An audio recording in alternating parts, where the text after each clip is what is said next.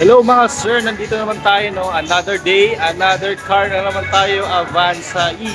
Ngayon sir, pag-uusapan natin magkano monthly, magkano down payment at syempre magkano SRP nito pag cash at saka magkano discount. Kaya tara, let's go, pag-usapan natin si Avanza E.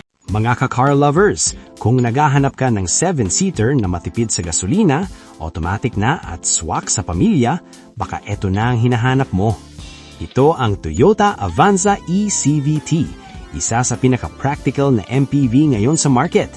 Pero ang tanong, sulit ba talaga ang Avanza e-CVT? Ano ang mga features nito?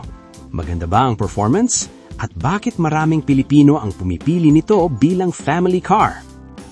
March 2026 quotation for Avanza e-CVT. SRP, down payment, and monthly, sama na rin natin ang all-in for cash. SRP, 1,016,000 pesos. Down payment, base 20% approval, 55,000 DP only. Monthly, 21,244 lang mga sir, ma'am. For cash all-in with free insurance, 990,700 pesos lang.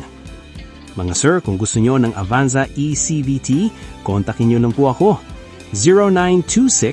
0926-752-6138. Naka-Viber read na po, naka-WhatsApp na din, and also naka-Line na din. Uulitin ko, 0926-752-6138. Take note, itong quotation na ito for the month of March 2026 only. Mga sir, kung gusto nyong malaman ang full specs ng Avanza e-CVT, check nyo na lang po ang link sa description at sa comment section. Mga car lovers, yan ang quotation natin for the month of March 2026 ng Toyota Avanza e-CVT. Isang 7-seater na practical, matipid sa gasolina at perfect para sa pamilya.